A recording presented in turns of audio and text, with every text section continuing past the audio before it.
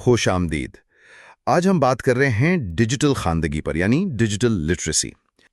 خاص طور پر یہ کہ سیکھنے کے لیے توجہ کیوں ضروری ہے، ترقی کیسے ہو، اور کمپیوٹر تعلیم آج کل اتنی لازمی کیوں ہے۔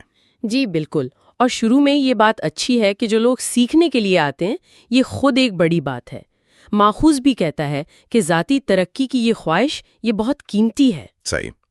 اچھا، تو ماخذ کے مطابق سیکھنے کے لیے سب سے پہلی چیز، بلکہ شاید سب سے مشکل چیز آج کل، وہ ہے فوکس، توجہ۔ جی ہاں، اور اس کی مشکل کی وجہ وہ ہمارا ڈیجیٹل ماحول ہے، سوشل میڈیا، خاص طور پر یہ ٹک ٹاک، شارٹس۔ ہاں، وہ تیز اسکرولنگ۔ بالکل، ذہن اتنا عادی ہو جاتا ہے تیزی کا کہ ٹھہرنا مشکل لگتا ہے۔ ماخوذ تو یہ بھی کہتا ہے کہ یہ موبائل کا بہت زیادہ استعمال یہ ذہنی انتشار پھیلاتا ہے۔ انتشار اور چڑچڑاپن بھی شاید۔ جی بالکل، چڑچڑاپن، یہاں تک کہ غصہ بھی، کیونکہ توجہ نہیں ٹھہرتی نا۔ یہ تو اہم نکتہ ہے۔ اچھا، اسی سے جڑی ایک اور بات ماخذ میں ہے کہ صرف ڈیجیٹل عادتیں نہیں، ہمیں اپنا ماحول، اپنی گفتگو وہ بھی بدلنی ہوگی۔ اس کا کیا مطلب ہے؟ اس کا مطلب ہے وہ جو عام موضوعات ہوتے ہیں نا، جن میں اکثر لوگ، مرد ہوں یا عورتیں، پھنسے رہتے ہیں، جیسے سارا دن سیاست، یا وہ گھر کے مسئلے، یا کرکٹ پہ تبصرے، مطلب وہی گھسے پٹے موضوعات۔ اوہ اچھا۔ تو ماخذ کہتا ہے کہ جب ذہن انہی چیزوں میں اٹکا رہے گا تو نئی چیزیں سیکھنے کی گنجائش کہاں سے آئے گی؟ بات تو صحیح ہے، یعنی ماحول اور بات چیت بھی مثبت اور تعمیری ہونی چاہیے۔ جی ہاں، ترقی کے لیے ضروری ہے۔ اور یہیں سے شاید بات کمپیوٹر ایجوکیشن کی طرف جاتی ہے۔ ماخذ کہتا ہے کہ یہ اب صرف ضرورت نہیں بلکہ مجبوری ہے۔ جی، مجبوری، یہ لفظ تھوڑا سخت لگتا ہے، ہاں، کافی سخت ہے۔ لیکن شاید آج کی حقیقت یہی ہے۔ آپ دیکھیں، ہر شعبے میں کمپیوٹر ہے۔ ماخوذ میں مثالیں ہیں جیسے اے آئی سے تصویروں کی ویڈیوز بنانا۔ ہاں، وہ آج کل بہت چل رہا ہے۔ جی، پھر آن لائن کاروبار، طب، بینکنگ، ٹرانسپورٹ۔ کوئی شعبہ بتائیں جو کمپیوٹر کے بغیر چل رہا ہو۔ آواز سے چلنے والی گاڑیوں کا بھی ذکر ہے۔ صحیح۔ تو مجبوری سے مراد یہ ہے کہ اگر ترقی کرنی ہے تو اس کے بغیر چارہ نہیں ہے۔ بالکل۔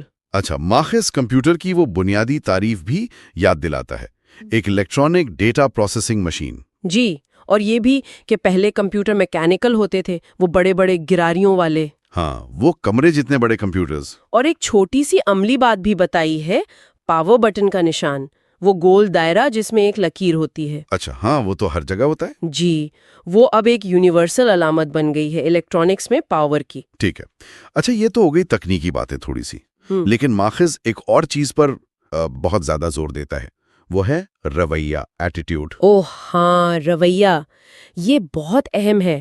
اس نے ایک فارمولا بھی دیا ہے، یاد ہے؟ ہاں، وہ تھا علم پلس ہنر ضرب رویہ از ایکول ٹو نتیجہ۔ بالکل، نالج پلس اسکل ضرب رویہ از ایکول ٹو ریزلٹ۔ یہ بڑا دلچسپ ہے، مطلب علم اور ہنر ایک طرف اور رویہ وہ ضرب دے رہا ہے، ملٹی پلائر ہے۔ جی ہاں، بالکل۔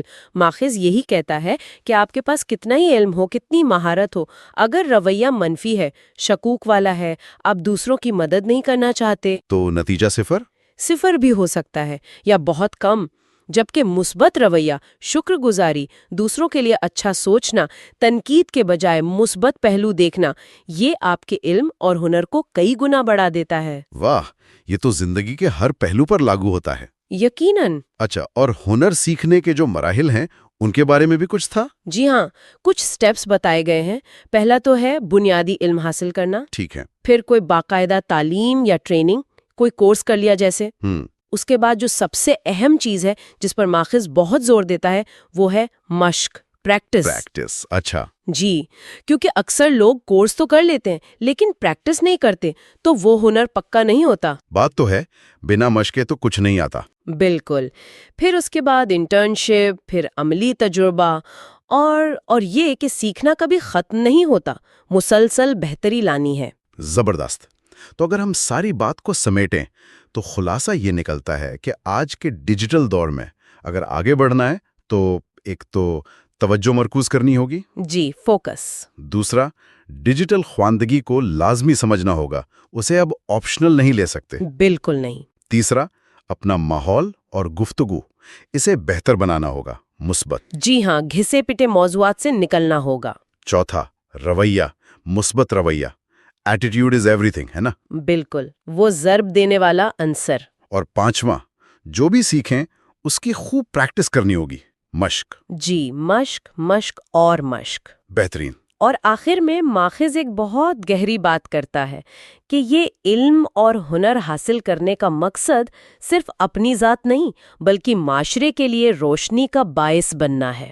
روشنی کا باعث، یہ خوبصورت بات ہے۔ جی، تو ایک سوال ذہن میں آتا ہے کہ آج کے اس ڈیجیٹل دور میں جب ٹیکنالوجی ہر ایک کے ہاتھ میں ہے تو یہ روشنی کا باعث بننے والا کردار اسے کیسے زیادہ مؤثر طریقے سے نبھایا جا سکتا ہے؟